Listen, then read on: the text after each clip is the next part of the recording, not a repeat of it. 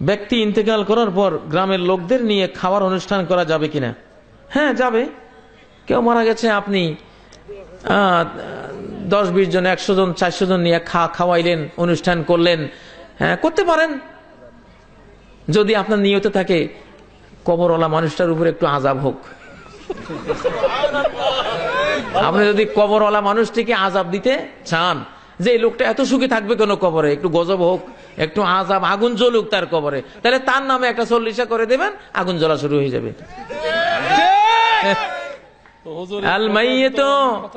আল মাইয়িতু ইউআযাবু বিমা নিহা আলাইহি, নবীজি বলেছেন। কাজী ইব্রাহিমের কথা নয়, কোন মৌলভী মুন্সির কথা নয়, সহিহ বুখারী জানাজা পর্বের হাদিস। জানাজা পর্বের হাদিসে নবীজি বলেছেন আল মাইয়িতু ইউআযাব, মুর্দাকে আযাব দেয়া হবে বিমা নিহা আলাইহি, মুর্দার জন্য যদি কোনো নিয়াহাত খাওয়ানোর অনুষ্ঠান, শ্রাদ্ধ অনুষ্ঠান কেউ করে, তার ছেলেরা করে, তার মেয়েরা করে, আত্মীয়রা করে, যেই করুক না কেন, তার জন্য যদি তার দাফন কাফন জানাজার পরে এমন কোন অনুষ্ঠান করা হয়, আর সে জীবদ্দশা যদি নিষেধ করে না গিয়ে থাকে যে বাবারা আমার মৃত্যুর পরে কোনো শ্রাদ্ধ করিস না, কোনো জিয়াফত করিস না, কোনো নিয়াহাত অনুষ্ঠান করিস না আমার জন্য, যদি নিষেধ না করে গিয়ে থাকে আর ছেলে মেয়েরা যদি এটা করে, তার আযাব শুরু হয়ে যাবে।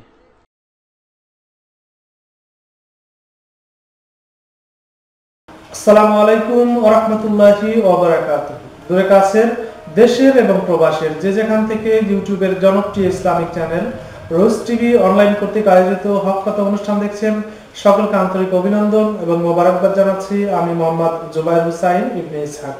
বন্ধুরা, আমরা সবসময় চেষ্টা করি আপনাদের পাঠানো মেইলের প্রশ্ন নিয়ে আমাদের অনুষ্ঠান সাজানোর।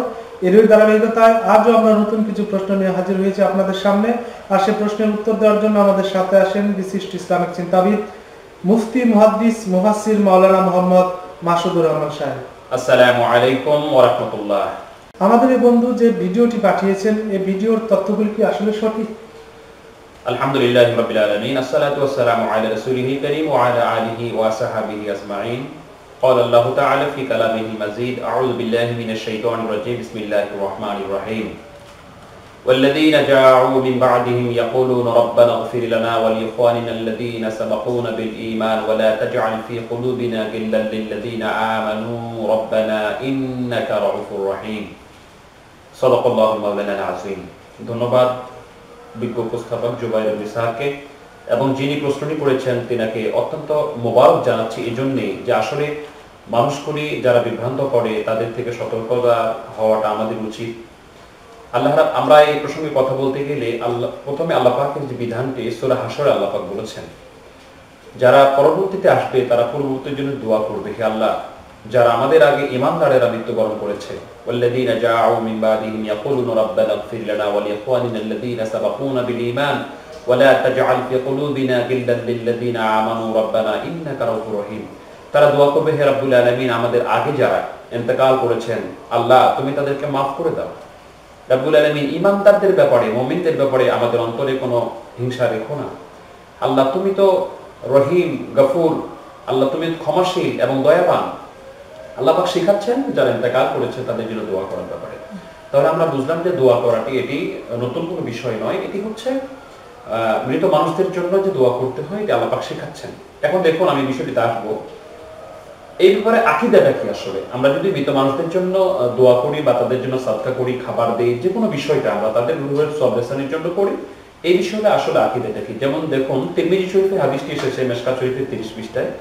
আল্লাহ পাকের হাবিব বলেছেন দুনিয়াতে উম্মতে মুহাম্মাদের মধ্যে 73টি দল হবে, তার 72টি দল জাহান্নামে, একটি দল হচ্ছে জান্নাতি।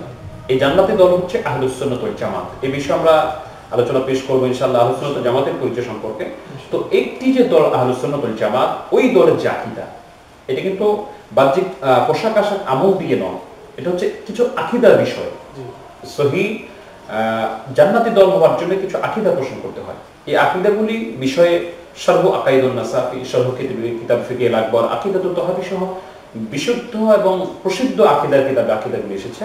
বিশেষ করে শারহু আকাইদুন নাসাফির মধ্যে যে কথাটি এসেছে, ওয়া ফি দুআইল আহিয়াইল আমওয়াত ওয়া সাদাকাতাহুম, সাদাকাতিহিম আই সাদাকাতিল আহিয়াই আনহুম আই আনিল আমওয়াতি নাফউন লাহুম আই লিল আমওয়াত খেলাফান লিল মুতাজিলা, অর্থাৎ জীবিত মানুষগুলি যদি মৃত মানুষদের জন্য দোয়া করে এবং তাদের জন্য দান সাদকা করে তাহলে এগুলি মৃত মানুষদের জন্য উপকার হয়। এটির খেলাফ, এই কথাটি হচ্ছে আহলে সুন্নাত ওয়াল জামাতের আকীদা। খেলাফ করেছে কারা? মুতাজিলা। মুতাজিলা কারা? এটি হচ্ছে ওই জাহান্নামী 72টি দল, যেটি ওটার অন্যতম হচ্ছে মুতাজিলা। তাহলে এর খেলাফ করবে কারা? মুতাজিলা, জাহান্নামী বাতিল দলেরা। এখন আপনি যে ভিডিওটি দেখিয়েছেন, হ্যাঁ, যিনি পাঠিয়েছেন, এখন আমরা ওই বিষয়টি জানার জন্য আমরা সরাসরি ওই হাদিসটি আগে দেখি। উনি হাদিসটি বলেছেন কিতাবুল জানাইজ থেকে। হাদিসটি অবশ্য সহিহ বুখারী শুধু নয়, সহিহ বুখারীর 1292 নম্বর হাদিসটি এবং মুসনাদ আহমদ শরীফের 354 নম্বর, 366 নম্বর হাদিস, সহিহ মুসলিম শরীফের 927 নম্বর হাদিস, জামিউল মাসানিদ ওয়াস সুনান, লামাজহাবি আহলে হাদিস যারা করেন তাদের মানবর ইবনে তাইমিয়ার ছাত্র হাফিজ ইবনে কাসির রাহমাতুল্লাহ জামিউল মাসানিদ ওয়াস সুনানের মধ্যে হাদিসটি নকল করেছেন। হ্যাঁ, আমরা সুবিধার্থে উনি হাদিসের একটি অংশ বলেছেন, আমরা হাদিসটি পুরোটা শুনি, পুরো হাদিসটা শুনি সনদ সহকারে। সহিহুল বুখারী 1292 নম্বর হাদিস, হাদাসানা আবদানু ক্বালা আখবারানি আবি আন শু'বাতা আন কাতাদাতা আন সাঈদ ইবনে মুসাইয়্যিব عن ابن عمارة عن أبيه رضي الله عنهما عن النبي صلى الله عليه وسلم قال الميت يعذب في قبره بما نيح عليه. تابعه عبد الأعلى. حدثنا يزيد بن زريع حدثنا سعيد حدثنا قتادة وقال آدم عن شعبة الميت يعذب ببقاء الحي عليه. দেখুন হাদিসটি অনুবাদ করলেই ওনার কথাটা সত্যতা জানা যাবে, কোনো মুসলমানের জবান থেকে বের হতে পারে না। হাদিসটি আমরা যদি অনুবাদ করি তাহলে বোঝা যাবে হাদিসটি হচ্ছে হযরত নাফে থেকে, তিনি বলেছেন হাদিসটি হচ্ছে হযরত ইবনে ওমর থেকে। ইবনে ওমর বলেছেন তেনার পিতা থেকে হযরত ওমর রাদিয়াল্লাহু আনহু থেকে যে নবী করিম সাল্লাল্লাহু আলাইহি সাল্লাম বলেছেন আল মাইয়াতু ইউআযাবু ফি কবরিহি বিমা নিহা আলাইহি, যে মানুষকে কবরে আযাব দেওয়া হবে তার জন্য যদি বিলাপ করা হয়। বিলাপ মানে বিলাপের কথা বলা হয়। হ্যাঁ, বিলাপ করা মানে ক্রন্দনটা হচ্ছে এমন পর্যায়ে যেমন কাঁদতে কাঁদতে চুল ছিঁড়া, মুখ থাপড়ানো, মানে অনেক মানুষ করে না আবেগের জন্য অনেক কিছু করে। আবার একটি বিষয় হচ্ছে যে আইন জাহিলিয়াতের সময় মানুষ মারা গেলে, এবং অনেক সময় হিন্দু সম্প্রদায়ের একটি প্রচলন আছে, সেটি হচ্ছে মানুষ যখন মারা যায় সে নিজেরা কাঁদতে পারে না, না কাঁদলেও মানুষ ভাড়া করে আনে কাঁদা, এটা বিষয়। আর একটা হচ্ছে বিলাপ করা, মানে চুল ছিঁড়া, এটা করা গায়ে আঘাত করা, এটা নিজের মৃত্যু কামনা করা বিলাপের জন্য। রাসূল করিম ইসলাম বলেন বিলাপের কথা এই মূর্খ, আসলে হাদিসের অনুবাদ বিষয় না, সবচেয়ে বড় বিভ্রান্তকারী এবং অপব্যাখ্যাকারীদের মধ্যে সে হয়তো অন্যতম হবে। এই শুধু না, যারাই ধরনের কথা বলবে সে অপব্যাখ্যাকারী হবে। সেখানে এসেছে বিলাপ করার কথা। দেখুন ব্যাপারটি আরো ক্লিয়ার করে যে এটা যে কান্নাকাটির ব্যাপারটি, এটি হাদিসের শেষ অংশটি দেখুন, ওয়াকালা আদম আন শু'বাতা আল মাইয়াতু ইউআযাবু বিবুকাইল হাইয়্যি আলাইহি, যদি মানুষগুলি জীবিত মানুষগুলি মৃত মানুষের জন্য অধিক কান্নাকাটি করে, যে এমন কান্নাকাটি করছে যেটি ইসলামী শরীয়তে নিষিদ্ধ। এখন এখানে সে বলতে পারে এই ধরনের কথা যদি যার জন্য কান্নাকাটি করা হলো সে যদি নিষেধ করে না যায়, সে কারণে হতে পারে আজাব দেওয়া। কিন্তু ইনি বললেন অপব্যাখ্যাকারী, বাংলাদেশ শুধু নয় সারা পৃথিবীতে এই লোকটি সহ এই ধরনের লোকগুলো অপব্যাখ্যা করে যাচ্ছে মানুষগুলো হাদিসগুলি। এই লোকটি বলেছে যে চল্লিশা করলে, তার জন্য কোনো শ্রাদ্ধ অনুষ্ঠান করলে, তার জন্য খাবার আয়োজন করলে এটি তার জন্য আযাবের কারণ হবে। হাদিস শরীফে আমি চ্যালেঞ্জ করলাম সহিহুল বুখারী সহ এমন কোন হাদিসের কিতাব নেই যার মধ্যে এই কথাটি রয়েছে, যার জন্য চল্লিশা করলে আযাব দেওয়া হবে, যার জন্য খাবার আয়োজন করলে আযাব দেওয়া হবে, যার জন্য জিয়াফত করলে আযাব দেওয়া হবে, এই ধরনের কোনো কথাই নেই। আমি বিষয়টিকে ক্লিয়ার করছি আরেকটু বিষয়ে, সেটি হচ্ছে আমরা এখন দেখি যে আসলে এই বিষয়টি ইসলাম সম্মত কিনা। যদি খাবার আয়োজন করে ফেলে তাহলে সেই ক্ষেত্রে তার জন্য দেখুন আকীদার কিতাবগুলিতে যে হাদিসগুলিকে দলিল হিসেবে নিয়ে আসা হয়েছে, হযরতে সাআদ ইবনে উবাদা রাদিয়াল্লাহু তাআলা হাদিসটি, সাআদ ইবনে উবাদা রাদিয়াল্লাহু তাআলার হাদিসটি অত্যন্ত সুন্দরভাবে নিয়ে আসা হয়েছে। যে হাদিসটি সম্পর্কে রাসূল করিম সাল্লাল্লাহু আলাইহি ওয়াসাল্লামের কাছে উবাদা ইবনে সাআদ রাদিয়াল্লাহু তাআলা যখন মা মারা গেল, আন সাআদ ইবনে উবাদা রাদিয়াল্লাহু আনহু আন্নাহু ক্বালা ইয়া রাসূলুল্লাহি সাল্লাল্লাহু আলাইহি ওয়াসাল্লাম ইন্না উম্মা সাআদ মাতাত ফাআইয়ু সাদাকাতি আফদাল ক্বালা আল মাউ ফাহাফারা বীরান ওয়া ক্বালা হাযিহি লি উম্মি সাআদ قال عليه السلام وقال عليه السلام الدعاء يرد البلاء والصدقة تدفع غضب الرب। হযরত সাদ ইবনে উবাদার মা মারা গেল, তখন তিনি বললেন, হুজুর সাদ ইবনে উবাদার মা মারা গেছে, অর্থাৎ ওনার মা মারা গেছে। উনি বললেন, হুজুর আমার মা তো মারা গেছে, তাহলে এখন আমি কি করতে পারি, কোন ধরনের সাদকাটি আমার জন্য উত্তম হবে? রাসূল করিম সাল্লাল্লাহু আলাইহি ওয়াসাল্লাম বলেন, আল মাউ, মানুষকে পানি পান করাও। দেখুন তৎকালীন জামানায় আরব দেশে পানির অভাবটি ছিল প্রচন্ড, এখনো পানির অভাব আছে আরবে, তো পানির খুবই অভাব ছিল। রাসূল করিম সাল্লাল্লাহু আলাইহি ওয়াসাল্লাম বলেন, তুমি মানুষকে পানি খাওয়ার ব্যবস্থা করো। দেখুন যদি মানুষকে খাওয়ার জন্য, মৃত মানুষের জন্য, তার জন্য দান সাদকা করার জন্য খাবারটা দেওয়া, রাসূল করিম সাল্লাল্লাহু নিজে হুকুম দিলেন, রূহের মাগফিরাতের জন্য নিজে পানি পান করার কথা বললেন। এই হাদিসটি সম্পর্কে বর্তমান লামাযহাবী এবং এই কাজী ইব্রাহিমও যাকে মানে বেশি করে, লামাযহাবী আহলে হাদিস যারা দাবি করে তাদের মান্যবর নাসিরউদ্দিন আলবানী। এই নাসিরউদ্দিন আলবানী যে হাদিসটাকে সহিহ বলে তারা ওটাকেই সহিহ মানে, হাদিসটাকে যঈফ যেটাকে বলেছে সেটাকে যঈফ মানে। অথচ নাসিরউদ্দিন আলবানী অসংখ্য প্রমাণ রয়েছে, নাসিরউদ্দিন আলবানী তার স্বার্থের জন্য অনেক সহিহ হাদিসকে সমালোচনা করেছেন, আবার অনেক যঈফ হাদিসকে তিনি আরবিতে প্রশংসা করেছেন। এই ধরনের অনেক রয়েছে, আমরা অন্যদিন বিশ্লেষণ করব। সে পর্যন্ত আবু দাউদ শরীফের, এই হাদিসটি তো আবু দাউদ শরীফের, আবু দাউদ শরীফের ব্যাখ্যা করতে গিয়ে লিখেছে সহিহ আবি দাউদ, ওর ভাষায় সহিহ আবি দাউদ, তার মধ্যে লিখেছে কুলতু হাদিসুন হাসান, সে পর্যন্ত হাদিসটাকে হাসান বলেছে। অতএব এই হাদিসটাকে যদি বলে না মুফতি সাহেব যঈফ হাদিস বলেছেন, এরকমকে বলার কোনো উপায় নেই। হাদিসটি সহিহ, নাসিরউদ্দিন আলবানী বলেছেন যঈফ না, সে বলেছে হাসান, সে পর্যন্ত হাদিসটিকে হাসান বলেছেন। তখন হযরতে সাদ ইবনে উবাদা একটি কূপ খনন করলেন, ফাকাফারা বিরান, একটি কূপ খনন করে বললেন যে হাদিহি উম্মে সাদ, এই খাবার কূপের পানিটি হচ্ছে সাদের মায়ের জন্য, এর থেকে যত মানুষ খাবে এর সওয়াবটি সাদের মায়ের কাছে চলে যাবে। অতএব সবরেসানির জন্য মানুষকে খাদ্য খাবার খাওয়ানো, জিয়ারত করে খাবার খাওয়ানো যদি হয়, তাহলে এক্ষেত্রে যদি এটা দেওয়া হয় সেক্ষেত্রে নাজায়েজ তো হবেও না। রাসূল করিম সাল্লাল্লাহু আলাইহি ওয়াসাল্লামের স্বীকৃত অন্যতম স্বীকৃত সুন্নাত হবে। যখন রাসূল করিম সাল্লাল্লাহু আলাইহি ওয়াসাল্লাম মৃত মানুষদের বাড়িতে খাওয়ার যে ব্যাপারটি, মারকাতুল মাফাতিহ 5942 নাম্বার যে হাদিসটি এসেছে, এই হাদিসটি অত্যন্ত গুরুত্বপূর্ণ একটি হাদিস। আবু দাউদ শরীফে এসেছে, বাইহাকি দারানুন নবুয়তের মধ্যে হাদিসটি এসেছে। একজন আনসার সাহাবী মারা গেলেন, তখন রাসূল করিম সাল্লাল্লাহু আলাইহি ওয়াসাল্লাম সেখানে উপস্থিত হলেন। ফাখারাজানা মা রাসূলিল্লাহি সাল্লাল্লাহু আলাইহি ওয়াসাল্লাম ফিল জানাজাতি। হাদিসটি আমি মারকাতুল মাফাতিহ 5942 নম্বর হাদিসটি শোনাচ্ছি।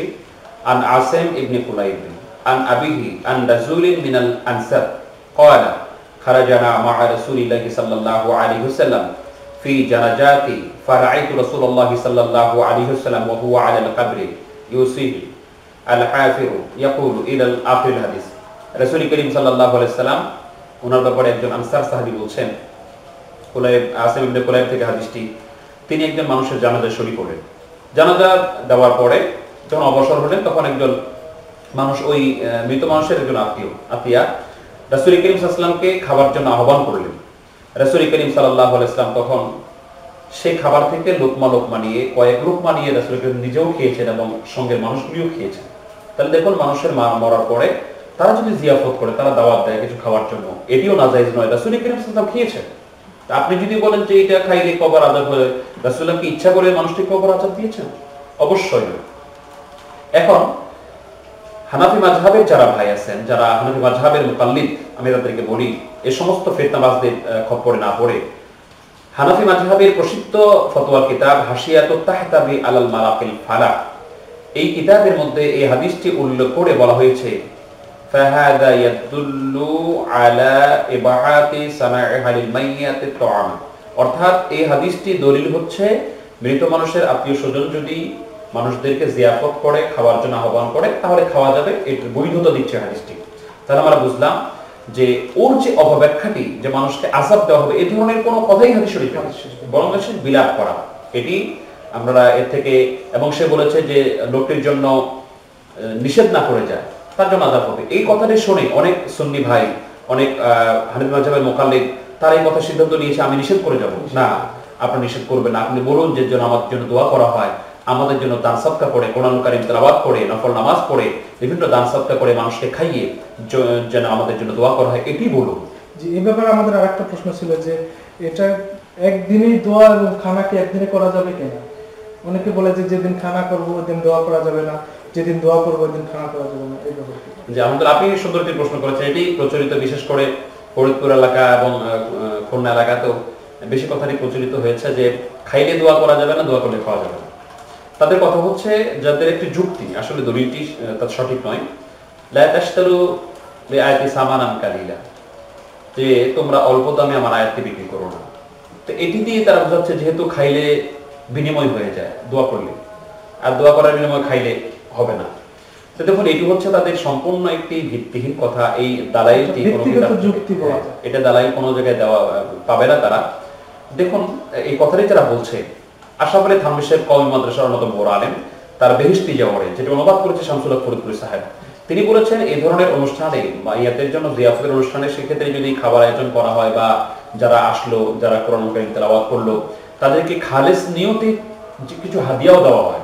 হাদিয়া না পাইলে যদি তার অসন্তুষ্ট না হয়, এই ধরনের ব্যাপারটি যে হাদিয়া না পাইলে অসন্তুষ্ট না, কিন্তু তাকে হাদিয়া দেওয়া হলো, খাওয়ানো হলো, তাহলে তার ডাবল সওয়াব হবে। নাজায়েজ তো হবে না, ডাবল সওয়াব হবে।